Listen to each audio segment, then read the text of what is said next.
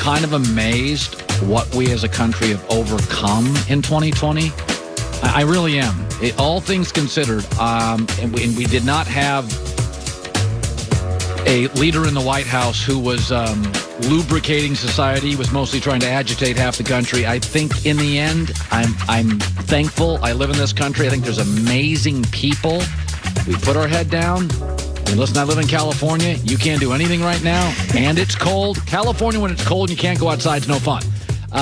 So I think it was the strangest. I tell my kids, strangest year of my life, but it made me love America more, even though we made mistakes. I think a lot of amazing citizens did incredible things. It really made me look at a lot of things very differently. Oh, I was thinking back of on some of the things that feel like so long ago, like The Last Dance giving us 6 weeks of content when there was no sports and we're all collectively watching something we already know what the outcome is. Yeah, when was that? So March and April, May? I think it was May, June-ish. Because you and I, when we went to the pandemic, March and April, we actually got through because of the draft. Yeah. And then Michael Jordan saved us for another 7 to 8 weeks. And then we were like... And then the NBA season started. The NBA season was about to start, But there was about a week. I remember you and I, one time we're talking, there was a week when the NBA, some players were saying we're not going to play. Kyrie Irving, I was like, oh, no, don't do that. I'm not going to lie, I was nervous there. There was a week when I'm like, if we don't get NBA, we're in trouble. Big trouble. Yeah, well, we made it through. So TJ Watt is having an incredible season and has built a strong case for Defensive Player of the Year. He leads the leagues in sacks, tackles for loss, and quarterback hits. And Mike Tomlin spoke about how impressed he is with his star linebacker. TJ's visiting from another planet, to be quite honest with you.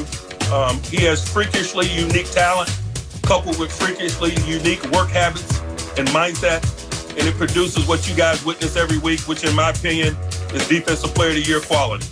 He has 15 sacks, 23 tackles for loss, 41 quarterback hits. All of those are career highs. No other player has even 20 tackles for loss, and he's 10 ahead of the Bengals' Carl Lawson, who is number 2 in quarterback hits. There's like 4 guys in the league that are almost impossible to block. TJ Watt, Myles Garrett, Joey Bosa, and on his best days, Khalil Mack. I think they're really... No, I should say Aaron Donald, but he's an interior... but there are a handful of guys. Like, I watch TJ Watt and Joey Bosa, and you can just tell people can't block them. Like, they're just too relentless. They rush the passer with like an anger. And they're also very fast and physical. Very fast. Very quick for their size. So they're just a complete package for that position. Watt also has an interception and 2 forced fumbles. He is very much a Steeler. Oh, yeah. he defines the Steelers. I also like Mike Tomlin more. He believes in aliens. So that's cool. Yeah, you do believe in aliens. I tend to trust people who believe in aliens more, yes. Yeah, I don't. So that's interesting. It's a whole universe. Whole universe. You know what I think people get caught up on aliens just for 10 seconds? I think when people think of aliens, they think there's like another planet with other humanoids on it. Right. You don't.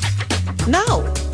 You think? I think there's aliens, of course. Like in the whole universe, we're one planet inside of one galaxy. So you think? The universe, so where do they live? I don't know. Maybe in another galaxy. So probably in another galaxy. And they visit through black holes. That's why would they want to come here? It may be way nicer there. That's what I'm saying. Have you ever thought they don't have winters? This is why people are always like, oh well, if there's no aliens, why didn't they come here? Would you come here? Like, maybe their planet is awesome. They have no reason to leave. What if they came here, landed in Canton, Ohio, and they're like, it's not that great, we're going. I mean, what if they, seriously. Canton does have the Hall of Fame, so they might say that for a little while. What's this game they play called football? So Cam Newton expressed his frustrations this week about how his season in New England has gone, and Josh McDaniels defended him. He works extremely hard as any player that I've coached. And he gives us everything he's got. And there's nothing else I could ask for as a coach. Have there been mistakes made? Yeah, that's across the board. There's no question about it. Our whole group, we need better from. But as far as Cam Newton is concerned, he's obviously earned the respect of this entire building, organization, every coach and player in here. The way we feel about him won't change.